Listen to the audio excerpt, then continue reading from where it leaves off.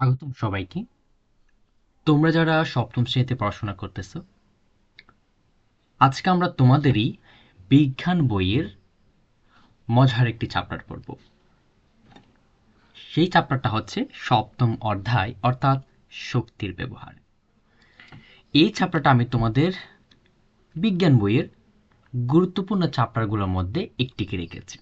কেন রেখেছি হয়তো তোমরা 1-2 বছর পর বুঝতে পারবে। কারণ আমি দেখলাম তোমাদের এই চ্যাপ্টারটাতে শুরু থেকে যা তোমাদের জানার যে প্রয়োজন সবকিছু দেওয়া আছে। তাই একদম আমরা শুরু থেকেই সবকিছু গুছিয়ে পড়ার চেষ্টা করব। ওকে? আর তোমরা যারা আমার ক্লাসটুকু করবা, অবশ্যই তোমরা হচ্ছে তোমাদের বিজ্ঞান বইয়ের ওইটা নিয়ে একটু পড়ার চেষ্টা করবা। ঠিক আছে? তাহলে চলো কথা না বলে আমরা আজকে ক্লাসটা শুরু করছি। দেখো এখানে কি লিখছে যে প্রথমে আমি একটু বলে রাখি, সেটা হচ্ছে আমার আশেপাশে একটু নয়েজ আসবে। তোমরা যারা একটু ক্লাসটা করবা হেডফোন অথবা ইয়ারফোন দিয়ে ক্লাসটুকু করবে। ঠিক আছে? আমি খুবই দুঃখিত, আমার আশেপাশে একটু নয়েজ হচ্ছে। ওকে, আশা করি তোমরা এটা বুঝতে পারবে। দৈনন্দিন জীবনে আমরা বিভিন্ন কাজের সাথে জড়িত। কাজের সাথে সম্পর্ক রয়েছে শক্তি এবং ক্ষমতার। এটা একটু মাথা রাখবে, শক্তি এবং কি বলতো ক্ষমতার। এছাড়া শক্তির বিভিন্ন রূপ এবং এদের এক রূপ থেকে অন্য রূপে রূপান্তর প্রক্রিয়া। পাশাপাশি রয়েছে নবায়নযোগ্য ও অনবায়নযোগ্য শক্তির ব্যবহার। এছাড়া শক্তির সংকট নিরসনে আমাদের শক্তি সংরক্ষণের পাশাপাশি বিকল্প শক্তির সন্ধান করতে হবে। এই ছোট্ট বাক্যগুলো থেকে আমি যে শব্দগুলো তোমাদেরকে মার্ক করে দিয়েছি, দেখবা আমরা আগামী যে পাঠ্যাংশগুলো পড়ব এই সব বিষয়বস্তু নিয়ে হচ্ছে কি আছে, বিস্তারিতভাবে আছে। তাহলে চলো আমরা একটু জানার চেষ্টা করি। ওকে, আমাদের প্রথম পার্ট কি বলছে? আমাদের বলতে প্রথম পার্ট কাজ, ক্ষমতা ও শক্তি। আমরা এখানে তিনটা চিত্র দেখতে পাচ্ছি, রাইট? ইয়েস। তিনটা চিত্রের মধ্যে প্রথম চিত্রের মধ্যে কি দেখতে পাচ্ছি যে একজন শিক্ষার্থী একটা দেওয়ালকে ধাক্কা দিচ্ছে। ঠিক আছে, একটা দেওয়ালকে ধাক্কা দিচ্ছে, আমাদের তাই তো মনে হচ্ছে, রাইট? আর আরেকজন শিক্ষার্থী বলে লাথি দিচ্ছে, মানে একদম, তাই না? একদম ভিজুয়ালি দেখার চেষ্টা করো, লাথি দিচ্ছে, রাইট? আরেকজন হচ্ছে কি কিছু বস্তু বার বহন করেছে। একটু আমি এখানে একটু একটু বেশি লিখবো, সেটা হচ্ছে এখানে বল শব্দটা আমি ব্যবহার করতেছি, বল। ঠিক আছে, বল। এই বলের দুটি কিন্তু অপর নাম আছে, একটা হচ্ছে ধাক্কা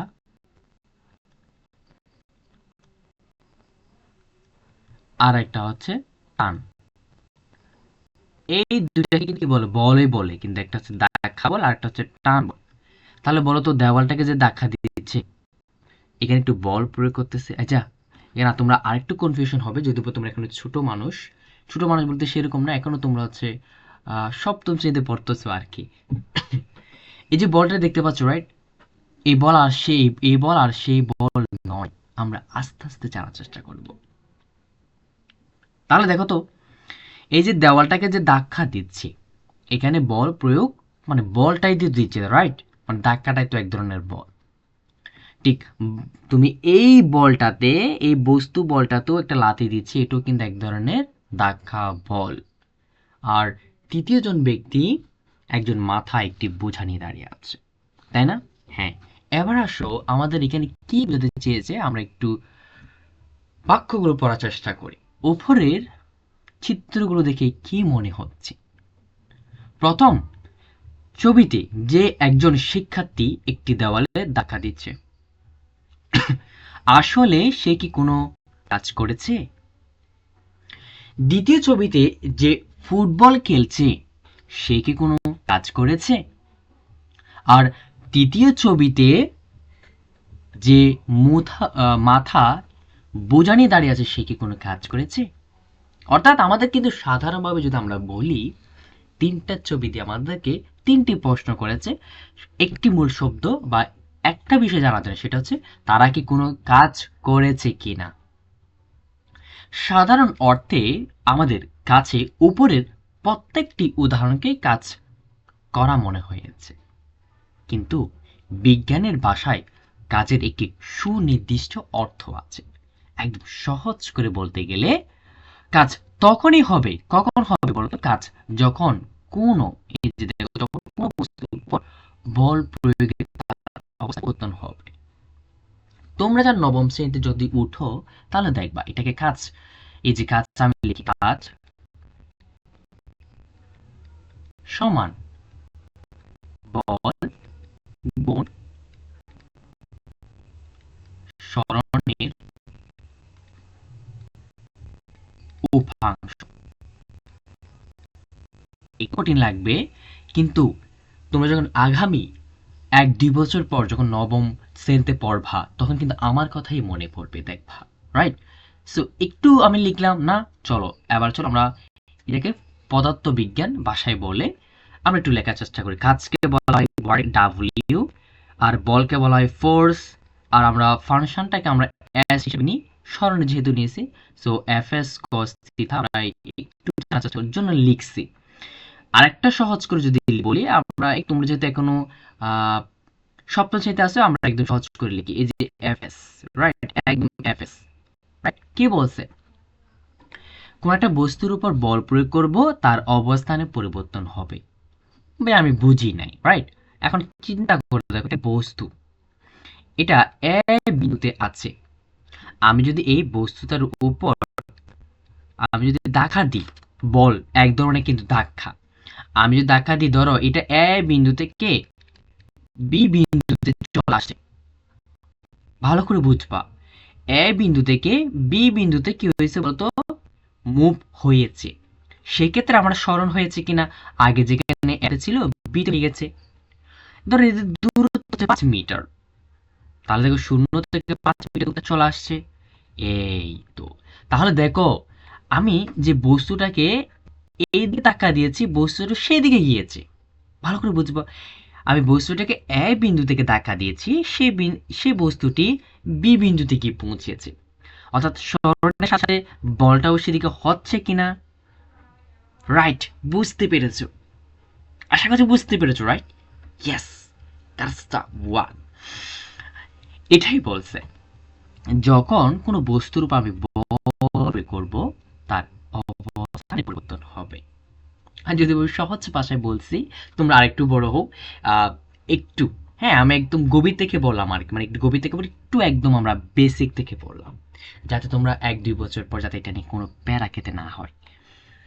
তাহলে উপরের উদাহরণ থেকে দেখা যাচ্ছে যে শিক্ষার্থী দেওয়ালে দেখা দিচ্ছে, তার কোনো অবস্থা, তার কি পরিবর্তন হচ্ছে না?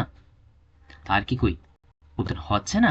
বা যে মাথায় বোঝানি দাঁড়িয়ে আছে, তার কি কোনো অবস্থানে পরিবর্তন হচ্ছে না? ফলে বিজ্ঞানের ভাষায় এই দুটি ক্ষেত্রে কোনো কাজ সংঘটিত হচ্ছে না। ঠিক আছে? আচ্ছা, আমরা দেখবা ইংরেজির ক্ষেত্রে এই যে ভার্ব আছে, রাইট? একটু ভার্ব আছে না? আমরা একটু ভার্ব আছে, তার মানে ওই যে আমাদের বাসা বা গেটের সামনে যিনি দারোয়ান মামা দাঁড়িয়ে থাকেন, উনি কিন্তু একবার উঠে আর একবার নামে, তাই না? একবার চেয়ার থেকে একবার উঠে একবার নামে। যদি স্মরণ না হয় কাজের মধ্যে, খেয়াল করো, এই কাজের মধ্যে যদি স্মরণ যদি না হয়, তুমি কিন্তু 100 মিটার প্রয়োগ করো না কেন, সবসময়, তাহলে আমার কাজ কি হবে? গুণের ক্ষেত্রে, তাই না? আমরা গুণ সবাই তো জানি যে দুটি চলক বা ভেরিয়েবল মধ্যে যদি একজন শূন্য হয়, একটি বা একজন আর কি, যদি শূন্য হয় তাহলে সবকিছু শূন্য হবে। ঠিক কাজের ক্ষেত্র, যদি সবকিছু প্রায়োরিটি দেবে, কেন সবকিছু প্রায়োরিটি দেবে, আমি আবারও বলছি, এখানে প্রায়োরিটি দেবে কাকে? এখানে প্রায়োরিটি দিবে হচ্ছে অবস্থানে। অবস্থানে পরিবর্তন হতেই হবে, না হলে কাজ কিন্তু হবে না। আবারও বলছি, এখানে বল প্রয়োগ করেছো কিন্তু অবস্থানের কোনো পরিবর্তন হয়নি, সেই ক্ষেত্রে তোমার কাজটি হবে কি বলতো? শূন্য। যদি অবস্থানে পরিবর্তন হয় তাহলে আমরা সেটিকে কাজ বলবো। বুঝতে পেরেছো কিনা?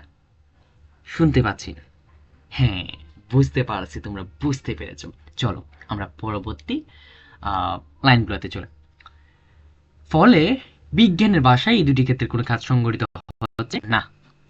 এখানে যে ফুটবল খেলছে তার এবং ফুটবলের অবস্থানে কিন্তু পরিবর্তন হচ্ছে, সেই ক্ষেত্রে দ্বিতীয় যে শিক্ষার্থী জন তার কাজ হচ্ছে। ওকে, আচ্ছা আমরা সেটা বলতে পারছি। আচ্ছা, এখানে একটা কথা লিখছে যে বিজ্ঞানের ভাষায় কাজ হলো বল ও বস্তু কর্তৃক বলের গুণফল, অর্থাৎ আমরা এইভাবে লিখবো W equal F S. F মানে কি বল এবং এস মানে হচ্ছে সরণের গুণফলের সমান, তাই না? আচ্ছা দেখো, একটু উদাহরণ দিয়েছি, কিন্তু একটু মনোযোগ সহকারে আমরা বোঝার চেষ্টা করব। একজন রিক্সা চালককে রিক্সা চালিয়ে এক স্থান থেকে অন্য স্থানে যেতে কাজ করতে হয়। ধরা যায় একই দূরত্বে যেতে একজন রিক্সা চালকের 10 মিনিট লেগেছে, অন্যজনের লেগেছে 15 মিনিট। এখানে দুইজনের মধ্যে কাজ করার হার বেশি কার? তাড়াতাড়ি কাজ করার সাথে ক্ষমতা ব্যাপারটা আসলে জড়িত। খেয়াল করো, যেহেতু এখানে ক্ষমতার কথা বলছে, জানো ক্ষমতা মানে কি?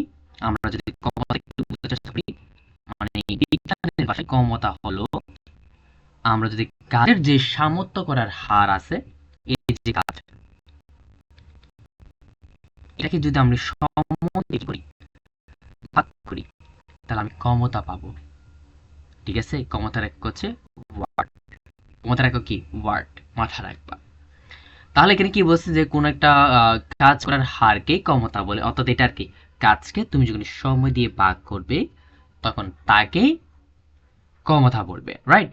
সো যদি আমাদের ধরো কাজের সবকিছু দেওয়া থাকতো বা কাজটা যদি দেওয়া থাকতো, তাহলে আমরা কিন্তু ক্ষমতা বের করতে পারতাম। তোমরা কিন্তু এটা দিয়ে বের করবা, মাথা রাখবা, কেমন? যদি তোমাদের হচ্ছে ম্যাথ দেওয়া থাকে তাহলে এটা দিয়ে বের করবো। আচ্ছা, সরি স্যার, আমরা একটু বেশি।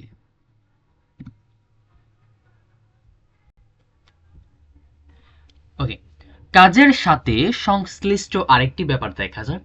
দুইজন শিক্ষার্থী সিদ্ধান্ত নিল যে তারা স্কুলের খেলার মাঠকে মোট 5 বার প্রদক্ষিণ করবে। প্রদক্ষিণ করা মানে কি? কোন একটা পয়েন্ট, সেই পয়েন্টটাকে মানে বৃত্তাকার আকারে ঘোরা। শুরু করার কিছুক্ষণ পর দেখা গেল একজন 2 বার প্রদক্ষিণ করে বসে পড়ল, আর একজন 5 বার প্রদক্ষিণ করলো। এখানে আমরা কাজ করার সামর্থ্যকে বিবেচনা করব, কাজ করার সামর্থ্যকে বিবেচনা করব, অর্থাৎ ক্ষমতা। এদের মধ্যে যে 2 বার প্রদক্ষিণ করলো সে কাজ করার সামর্থ্যটা কিন্তু ফুরিয়ে ফেললো, আর যে 5 বার প্রদক্ষিণ করলো তার কাজ করার সামর্থ্য কিন্তু বেশি। বিজ্ঞানের ভাষায় কাজ করার এই সামর্থ্যই হলো কি বলতো? শক্তি। তাহলে শক্তি কাজ করে, মানে কাকে বলে? কাজ করার সামর্থ্যই হলো শক্তি। তাহলে এখানে দেখা যাচ্ছে যে কাজের সাথে শক্তি সরাসরি সম্পর্কযুক্ত। কাজের সাথে শক্তি কি বলতে? সরাসরি সম্পর্কযুক্ত। শক্তি ও কাজ মূলত ভিন্ন কিছু নয়। শক্তি মানে কাজ করার জন্যই কিন্তু প্রয়োজন শক্তি, যার যত বেশি শক্তি সে তত বেশি কাজ করতে পারবে। অ্যাবসলিউটলি, একদম সত্য। যার শক্তি বেশি সে তত বেশি কাজ করতে পারবে। এই কাজ করার পরিমাণ দিয়ে কিন্তু শক্তিকে পরিমাপ করা হয়। অবশ্য মাথা রাখবা, শক্তিকে পরিমাপ করার জন্য কিসের প্রয়োজন? কাজ প্রয়োজন। সেই ক্ষেত্রে কাজের একক হলো শক্তি, আর শক্তির একক হলো কি বলবো? জুল। শক্তির একক কি? জুল। শক্তি কিন্তু দুই প্রকার, একটা হচ্ছে বিভব শক্তি আর একটা হচ্ছে গতি শক্তি। এইটুকু জানার চেষ্টা করবো আমরা। আচ্ছা, এখন আমরা দেখব পার্ট 2 থেকে 3, শক্তির বিভিন্ন রূপ। আমাদের কাজ করার সামর্থ্য যে শক্তির প্রয়োজন তা আমরা কোথায় থেকে পাই? আসলে কোথায় থেকে পাই এটা আমরা সকলেই হয়তো জানি যে পৃথিবীর সকল শক্তির উৎস হলো সূর্য। তাছাড়া আমাদের চারপাশে রয়েছে শক্তির বিভিন্ন উৎস, যেমন তোমরা নিশ্চয়ই গ্যাস দিয়ে রান্না করতে দেখেছো, আবার দেখেছো কিভাবে তেলকে জ্বালানি হিসাবে ব্যবহার করা হয়। মূলত উভয় ক্ষেত্রে আমরা গ্যাস বা তেলকে জ্বালানি হিসাবে ব্যবহার করে শক্তির যোগান দিয়েছি। এখন আমরা বিভিন্ন প্রকার শক্তির রূপ নিয়ে কথা বলবো। তার মধ্যে এক হচ্ছে যান্ত্রিক শক্তি। মনে করো তুমি দৌড়াচ্ছ বা একটি গাড়ি চলছে, এই দুই ক্ষেত্রে গতি আনতে কাজ করতে হচ্ছে। আবার তুমি একটি ইট নিচ থেকে উপরে ছেড়ে দিলে অথবা গুলতি দিয়ে একটি আম পাড়ার চেষ্টা করছো, এখানে তুমি ইটটিকে উপরে উঠানোর পর এত শক্তি সঞ্চিত হয়েছে, ইটটি ছেড়ে দিলে তার নিচের দিকে পড়বে। একটু ভিজুয়ালাইজেশন করে চেষ্টা করুন। তো একটা পয়েন্ট, এটা হচ্ছে আমার এ পয়েন্ট এবং এটা হচ্ছে আমার বি পয়েন্ট। আমি এই বস্তু থেকে ইট যদি ফেলে দিই, আমি এই ইটটাকে ধরে রেখেছি, ধরে রাখতে রাখতে এখানে কিন্তু বিভব শক্তি কি হয়েছে বলতো, একদম অর্জন হয়ে যায়, একদম বেশি থাকবে বিভব শক্তি। বিভব শক্তি কিন্তু বেশি থাকবে। বিভব শক্তি যখন বেশি থাকবে, কোন একটা যখন উচ্চতা থেকে আমি ফেলে দিব, এটা আস্তে আস্তে পড়তে থাকবে না, একদম আমি যখন এটাকে আমাকে আর ফোর্স করতেই হবে না বা এটাকে আমি ধাক্কা দিতেই হবে না, এটা কিন্তু এই যে এই বিন্দুটাতে অসীম শক্তি নিয়ে থাকে। এক্ষেত্রে বিভব শক্তি এখানে কিন্তু ভূমিতে ধর, এটা ভূমি, ভূমিতে আমাকে শূন্য থাকবে, কিন্তু গতি শক্তি আমার এখানে বেশি থাকবে। বাট এই উপরতে আমার গতি শক্তি থাকবে। এই দুইটা কনসেপ্ট ভালো করে মাথা রাখবা। এটাই বলছে, দেখো উপরে উঠে ছেড়ে দিলে এদিকে এটি নিচে, তার নিচের দিকে পড়তে থাকে এবং গতিশক্তি অর্জন করে। এই গতিশক্তি আসে সঞ্চিত শক্তি। দেখো তো, তাহলে প্রথমে ছিল বিভব শক্তি। বিভব শক্তি কি?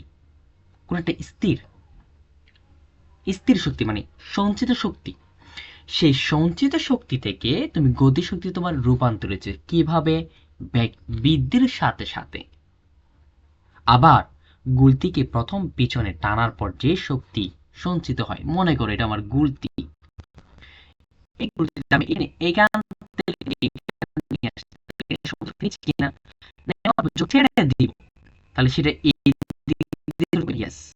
তাহলে আগে ছিল সঞ্চিত শক্তি, তারপর গতি শক্তিতে কিভাবে বেগ ছিল তাই। তা দিয়েই গুলতিটির পাথরটি দ্রুত গিয়ে আমটিকে আঘাত করে। এই যে দৌড়ানো, গাড়ি চলা, ইটে উঠানো বা গুলতি দিয়ে আম পাড়া, এর প্রত্যেকটির সাথে কিন্তু এক ধরনের শক্তির সম্পর্ক রয়েছে। এই বিশেষ ধরনের শক্তির নামই হলো কি বলতো, যান্ত্রিক শক্তি। অর্থাৎ বিভব শক্তি থেকে গতি শক্তিতে রূপান্তরিত হওয়ার যে শক্তি, এই তাকে বলা হয় যান্ত্রিক শক্তি। যদিও এটি স্থিতিশীল বিভব শক্তি ও গতি শক্তি ব্যাপারটি আলাদাভাবে জড়িত। গতির জন্য কাজ করার সামর্থ্যই হলো কি বলতো, গতিশক্তি। গতির জন্য কাজ করার সামর্থ্যই হলো গতি শক্তি।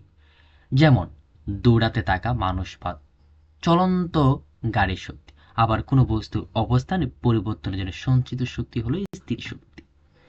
কোনো বস্তুর অবস্থানে পরিবর্তন হলো স্থিতি শক্তি। আমি যদি তোমাদের একটু দেখাই, স্থিতি শক্তি মানে আসলে এটা সূত্রের মাধ্যমে কেমনে দেখবো আমরা, এই যে ই কে হাফ এম স্থিতি শক্তি, সরি আমি আমি কিন্তু গতি শক্তি এখানে দিচ্ছি, এটা গতি শক্তি এম বি স্কয়ার, রাইট।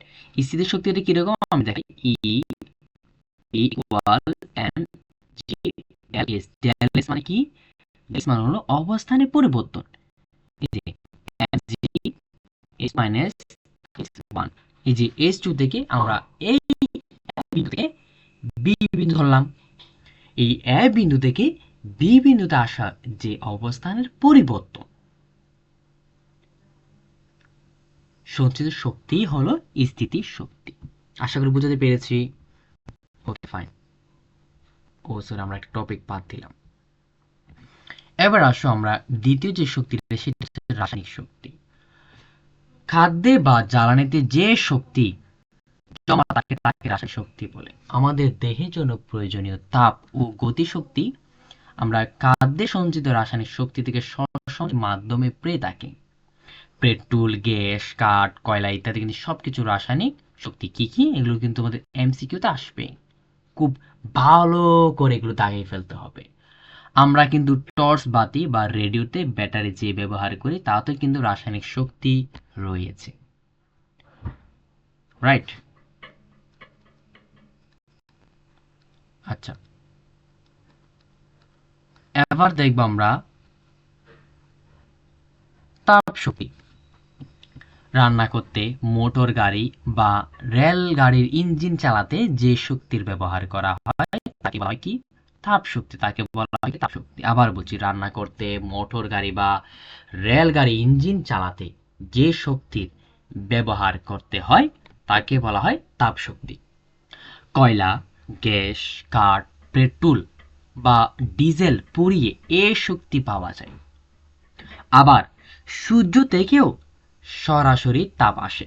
এই তাপ শক্তি পৃথিবীকে কি রাখে বলতো? উষ্ণ রাখে। তাপ শক্তি ছাড়া কোনো প্রাণী বা উদ্ভিদ বেঁচে থাকতে পারে না। এইগুলো থেকে কিন্তু আমাদের এমসিকিউ দিবে, একটু মাথা রাখতে হবে, ঠিক আছে? এখন আসো যে চৌম্বক শক্তি। শক্তির আরেক রূপ হচ্ছে চৌম্বক শক্তি। এই শক্তি দিয়ে কোনো চৌম্বক একটি লোহা বস্তুকে কি করে? আকর্ষণ করে। এবার একটু দেখবো আলোক শক্তি।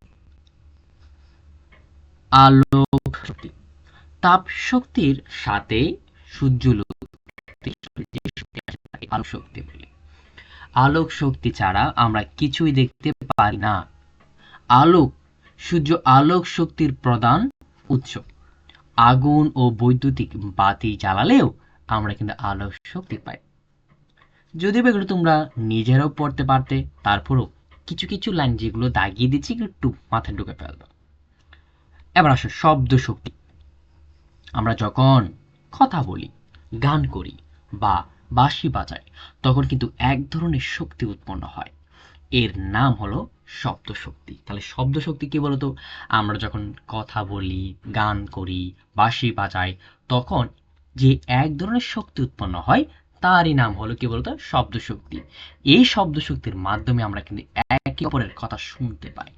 যেমনটা টেলিফোন, রেডিও, টেলিভিশনের শব্দ শক্তি ব্যবহার করা হয়।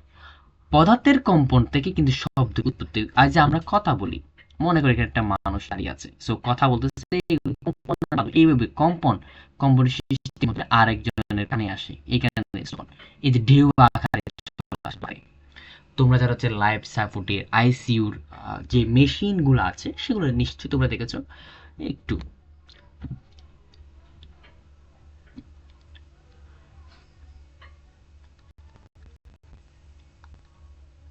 এবার আসো, এবার আমরা দেখব বিদ্যুৎ শক্তি।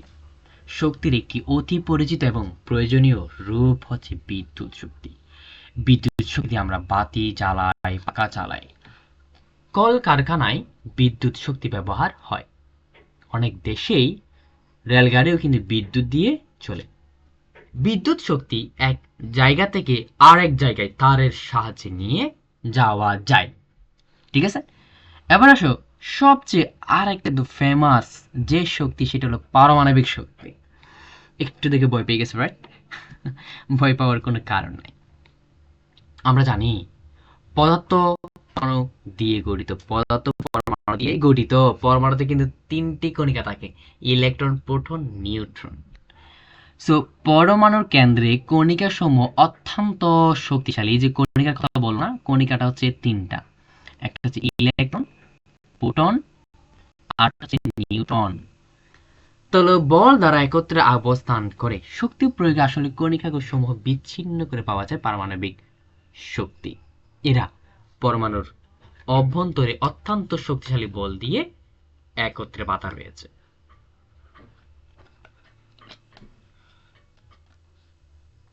তারপর একটু দেখি আমরা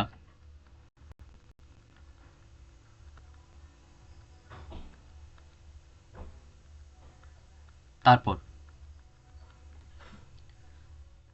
শক্তির রূপান্তর। আমরা আগে জেনেছি মহাবিশ্বে শক্তি বিভিন্ন রূপে বিরাজ করে এবং এই রূপ পরস্পর কিন্তু সম্পর্কযুক্ত। আমরা এখানে দেখতে পাচ্ছি বা একজন ব্যক্তি এখানে কি করতেছে বলতো, জিম করতেছে, রাইট? আমরা সবাই কম বেশি বুঝতে পারতেছি যে জিম করতেছে। এবার আসো, উপরের চিত্র অনুসারে একজন বার উত্তোলক, যিনি বর বহন করে ওনাকে বলা হয় উত্তোলক, আর যিনি যা বহন করে ওটাকে বার বলে আর কি। সো বিভিন্ন খাবার গ্রহণের ফলে তার খাবারগুলো ভেঙে রাসায়নিক শক্তি উৎপন্ন হয়। তিনি যখন বারটিকে উঠাতে চেষ্টা করছেন তখন রাসায়নিক শক্তি, এই যে মূল পয়েন্ট আসছে, রাসায়নিক শক্তি শক্তিতে পরিবর্তিত হতে থাকে। তাহলে এই যে রাসায়নিক শক্তিটা কিভাবে হয়, আমরা খাবার খেলে খাওয়ার পর আমরা যে কি শক্তি পাই, রাসায়নিক শক্তি। এই রাসায়নিক শক্তি কিন্তু গতি শক্তিতে পরিবর্তিত হতে থাকে। এরপর তিনি যখন ক্রমশ বারটিকে মাথায় তুলছেন, তার গতিশক্তি ক্রমশ বার এবং হচ্ছে, একটা সময় গিয়ে কিন্তু তার মধ্যে সেই গতিশক্তি কিন্তু হ্রাস পাবে। আবার যখন তিনি বারটিকে নিচে ফেলে দিচ্ছেন তখন কিন্তু স্থিতির শক্তি এবং শব্দ রূপান্তরিত হচ্ছে। একটু সবচেয়ে কেয়ারফুল একটা লাইন আমরা মানে দুটি লাইন পেয়েছি, কারণ বার মাটিতে পড়ার সাথে শব্দ উৎপন্ন হয় এবং বারটিতে হাতে দেখা যাবে সেটি গরম লাগছে, অর্থাৎ আমাদের শারীরবৃত্তীয় কার্যক্রমের নানাবিধ শক্তির রূপান্তর করেছে। তারপর দেখো আমরা এখানে একটু যান্ত্রিক শক্তির রূপান্তর দেখব। কই হাত দিয়ে শরীরের অন্য কোনো অংশ ঘষলে কিন্তু গরম হতে হয়, মানে একটা হাতের উপর আরেকটা হাত করবো কিন্তু গরম হয়। এতে যান্ত্রিক শক্তি তাপ শক্তিতে রূপান্তরিত হয়। সবসময় মাথার যান্ত্রিক শক্তির মধ্যে কি পাই আমরা, একটি গতিশক্তি আর একটা হচ্ছে বিভব শক্তি। তাহলে বিভব শক্তি এবং গতিশক্তি কিসে রূপান্তরিত হচ্ছে, তাপ শক্তিতে কিন্তু রূপান্তরিত হচ্ছে। বাঁশি বাজালে যান্ত্রিক শক্তি শব্দ শক্তিতে রূপান্তরিত হয়। এক খণ্ড পাথরের উপর একটি দাতব দণ্ড দ্বারা জোরে আঘাত করলে অগ্নি স্ফুলিঙ্গ বের হতে যায় এবং এক ধরনের শব্দের সৃষ্টি হয়। আচ্ছা, তোমরা অনেকেই ডিসকভারি দেখেছো, রাইট? সো একটি পাথরকে যখন আরেকটি পাথরের স্পর্শে বা সংঘর্ষে নিয়ে আসা হয় তখন কিন্তু ফুলকা তৈরি হয়, ঠিক ওইরকম এটি বোঝাচ্ছে। সো ধাতব দণ্ড ও পাথর খণ্ডটি কানেক্টে কিন্তু উত্তপ্ত হয়। এক্ষেত্রে যান্ত্রিক শব্দতাপ শব্দ ও আলোক শক্তিতে কিন্তু রূপান্তরিত হয়। ডেকি দিয়ে দান ভাঙার সময় এতে কিন্তু যান্ত্রিক শক্তি তাপ ও সব শক্তি কিন্তু রূপান্তরিত কি দিয়ে, ডেকি দিয়ে। যখন তুমি দান, আমরা তুমি ছোটবেলা দেখছো কিনা, মানে নিচে লেখা হয়, তো ডেকিটা হচ্ছে এরকম থাকবে, মানে পারলে এটা উপরটা আঘাত করে। তো সেক্ষেত্রে শব্দ শক্তি এবং তাপ, এই যেখানে আঘাত কিন্তু এই ধানের যে যে কুটাটা আছে ওটা কিন্তু ভেঙে গিয়ে এটা চালে পরিণত হয় আর কি, এইটুকু বোঝাচ্ছে। একইভাবে দোলনের ক্ষেত্রে স্থির ও গতিশক্তি রূপান্তর করছে। খেয়াল করো, এই মাঝখানে কিন্তু তুমি পিছন থেকে আবার উপরে গেলে আবার এখানে আবার স্থিতিশক্তি গতিশক্তি কিন্তু মনে হতে পারে, বুঝছো? আচ্ছা, তারপর একটু দেখো, এটা যদিও বা হচ্ছে ততটা ইম্পর্টেন্ট না, তোমরা একটু পড়ে ফেলবা, আলোক শক্তির রূপান্তর, রাইট? এটা পড়বা। তারপর শব্দ শক্তি রূপান্তর, এটাও তোমরা একটু পড়বা। গুরুত্বপূর্ণ যে বিষয়টুকু থাকবে, চৌম্বক শক্তির রূপান্তর, এটাও তোমরা পড়তে পারবা।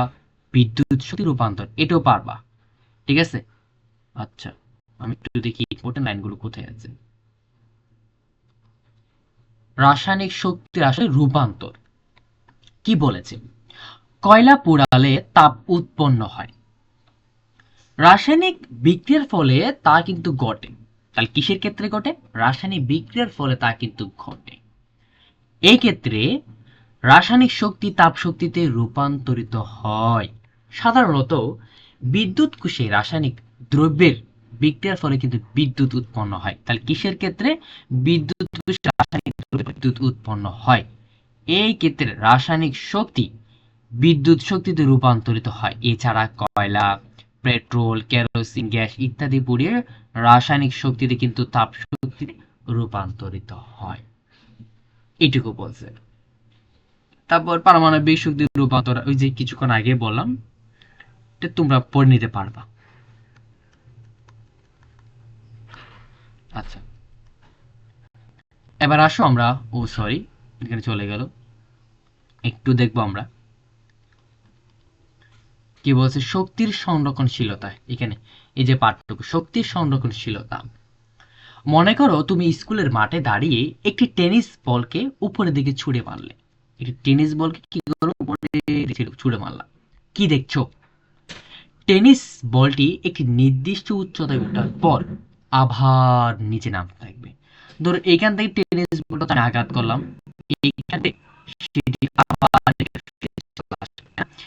এখান থেকে যে কোনো নির্দিষ্ট উচ্চতা হতে পারে, সেটা 10 মিটার, হতে পারে 20 মিটার, হ্যাঁ হতে পারে 50 মিটার যাবে। সর্বোচ্চ একটি উচ্চতায় গিয়ে সেটি আবার নিচে নামতে থাকবে, মানে নির্দিষ্ট উচ্চতায় নিচে নামতে থাকবে। এখানে টেনিস বলটি উপরে উঠতে থাকার সময় এর গতিশক্তি কমতে থাকে এবং স্থিতিশক্তি বাড়তে থাকে। আমি আবার বলেছি, কোন একটা পয়েন্টের উপরে বিভব শক্তি বেশি, গতিশক্তি কম। আবার ভূমিতে একটু বিভব শক্তি শূন্য, গতিশক্তি কিন্তু বেশি। ঠিক আছে? সো এটাই বলছে যে ততই কিন্তু স্থিতিক শক্তি কমে, গতিশক্তি বাড়তে থাকে। কখন? যখন সে বিপরীত দিকে অর্থাৎ উপর থেকে নিচে নামতে থাকবে, তখন কিন্তু স্থিতিশক্তি কমে এবং গতিশক্তি বাড়তে থাকে। এইটুকু কথা বলছে এখানে, আর কোনো কিছু নেই। ঠিক আছে? এতগুলো কথা বলছে আর কি, আমি দেখলাম তো এই দুটি কথা। অর্থাৎ যখন আমি কোন একটা টেনিস বল উপরে দিকে মারবো, সেই ক্ষেত্রে এখানে আমার একদম সর্বোচ্চতায় বিভব শক্তি থাকবে বেশি, গতিশক্তি থাকবে শূন্য। আবার যখন পড়তে শুরু করবে, তখন বিভব শক্তি হ্রাস পাবে, গতিশক্তি বৃদ্ধি পাবে। এইটুকু কিন্তু তোমাদের কিন্তু বলছে। আচ্ছা, নবায়নযোগ্য শক্তি আমরা কিন্তু এইসব শক্তি আসলে দুই ধরনের, একটা হচ্ছে নবায়নযোগ্য আর একটা হচ্ছে অনবায়নযোগ্য। নবায়নযোগ্য মানে কি? যেগুলো হচ্ছে আমরা পুনরায় মানে শক্তি উৎপাদন করতে পারবো। আর অনবায়নযোগ্য মানে কি, একবার আমরা ব্যবহার করে ফেললে ভাইয়া সেটি আর ফিরে পাওয়া যাবে না। সেটা আর ফিরে পাওয়া যাবে কি? না, যাবে না। তোমরা এখান থেকে কি কি দেখবে জানো? তোমরা এখান থেকে দেখবা হচ্ছে একটু উদাহরণগুলা। ঠিক আছে? যেমন সূর্যরশ্মি, বায়োগ্যাস, উদাহরণগুলো একটু দেখবা। রাইট? সো একটু দেখবা। তারপরে সৌরশক্তি, বায়োগ্যাস, সৌরশক্তি চেষ্টা করতে হবে অবশ্যই। বায়োগ্যাস এটা তোমরা একটু পরে ফেলো, দেখবা যে এটাতে সৃজনশীল তোমাদের আসতে পারে, যদি সৃজনশীল তোমাদের এটা গ ক তে দিতে পারে। হ্যাঁ, তারপর হচ্ছে বায়ু প্রবাহ, এটা একটু দেখতে হবে, এটা পারবা। ঠিক আছে? এইটুকু রিডিংটা পড়বা, রিডিংটা পড়ে একটু ভালো করে বোঝার চেষ্টা করবা। তারপরে তোমার কি আছে, জোয়ার ভাটা আছে, রাইট? সো জোয়ার ভাটা। তারপর হচ্ছে সৌরশক্তি।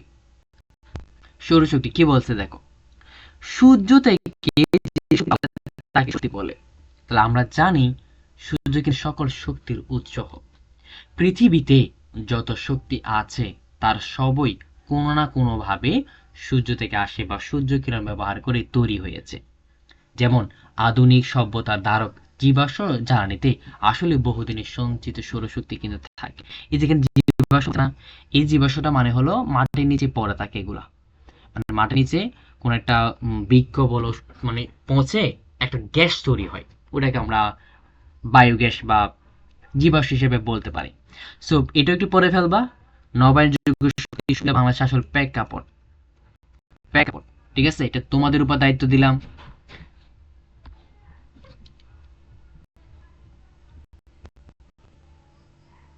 একটু এই উদাহরণগুলো একটু দেখে ফেলবো, উদাহরণ এগুলো পয়েন্ট একটু দেখে ফেলবা। আমি পয়েন্টের মধ্যে আমি একটু দাগিয়ে দিই তোমাদেরকে। এটা কমাই,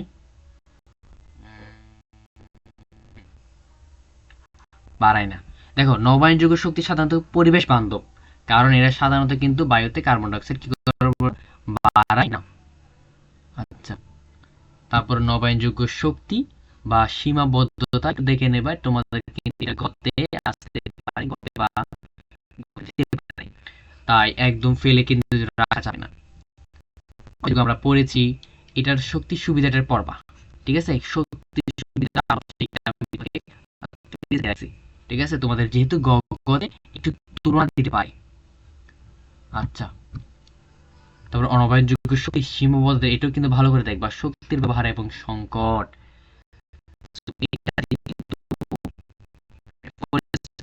তো তোমরা যারা পাবা আমাদের ক্লাসটা দেখবা, আমি তোমাদের জন্য বা তোমার তুমি কোনটা পড়তে পারবা সেটা তোমাদের দেখিয়ে দিচ্ছি। শক্তির বিকল্প, রাইট, শক্তির বিপাশ উৎসাহ দিয়ে আমাদের সন্ধান করেছে। দেখি আমাদের আর কোনো আছে কিনা। আমাদের জীবনে শক্তির পাবা এবং সাহায্য দেখতে পারো, এটা পড়বা, একটা রেডিং দিবা একবার, দিতে হবে। ওকে, আচ্ছা, আর একটা কথা, তোমরা তো কি করবা, এই যে নতুন শব্দ যেগুলো আছে, যেমন কাজ কাকে বলে, ক্ষমতা কাকে বলে, শক্তি কাকে বলে, সৌরশক্তি, বায়ুশক্তি, শক্তির রূপান্তর, নবায়নযোগ্য শক্তি, এগুলা এগুলা তোমরা এই চ্যাপ্টার ক সুন্দর ভালো করে ফেলবা। আমার কাজ কি ছিল, এই চ্যাপ্টারটার যে কনসেপ্ট তোমাদের জানা প্রয়োজন ছিল সেগুলো তোমাদেরকে বুঝিয়ে দিয়েছে। ঠিক আছে, চলো আমরা এই অধ্যায়ে আমরা শিখলাম একটু রিচেক দিই। কাজ করার সামর্থ্য হলো কিন্তু শক্তি। আমাদের চারপাশে শক্তির বিভিন্ন উৎস রয়েছে। শক্তির সৃষ্টি বা বিন্যাস নেই, শক্তি কেবল এক রূপ থেকে অপর রূপে একাধিক রূপ পরিবর্তিত হতে পারে। নবায়নযোগ্য শক্তির প্রয়োজনীয়তা যেমন আমাদের দেশে অনস্বীকার্য, তেমনি এর প্রাপ্যটা অনেকটা সহজ। দিন দিন বেড়ে চলেছে শক্তির ব্যবহার, ফলে তৈরি হচ্ছে শক্তির সংকট। দৈনন্দিন জীবনে শক্তির অপহার অপচয় রোধ আমাদের কিন্তু নৈতিক দায়িত্ব, কর্তব্য না, একদম ঠিক আছে। সো এই ছিল আমাদের আজকের ক্লাস। ঠিক আছে, যদি আমার ক্লাসটা করে তোমাদের একটু করে হলে তুমি যদি কিছু বুঝে থাকো বা তোমার কাছে ক্লাসটা যদি ভালো লেগে থাকে, অবশ্যই অবশ্যই সেটি একটু কমেন্ট করে জানাবে। কেমন, তোমার একটা কমেন্ট আমাদের একটু খুবই উৎসাহ প্রদান করে। আর ক্লাসটা তোমার ফ্রেন্ড সার্কেলে শেয়ার করবা, যাতে সেও এরকম একটি ক্লাস, মানে সে এই ক্লাসটা থেকে সে যদি কিছুটা একটু শিখতে পারে। তো চলো আমরা আজকে ক্লাসটা এখানেই শেষ করছি, এবং তোমরা যারা একদম শেষ পর্যন্ত ক্লাসটা দেখেছো তোমাদেরকে অসংখ্য অসংখ্য ধন্যবাদ। সো নেক্সট কোন চ্যাপ্টারের, ঠিক আছে, তোমরা যারা স্বপ্ন শ্রেণী আছো এবং কোন বিষয়টা ক্লাস লাগবে অবশ্যই সেটি কমেন্ট বক্সে জানাবে। সো ততদিন পর তোমরা সুস্থ থাকো, ভালো থাকো, আর হ্যাঁ, তুমি যদি নতুন একজন শিক্ষার্থী হয়ে থাকো অবশ্যই আমাদের চ্যানেলটা তুমি সাবস্ক্রাইব করে রাখবে।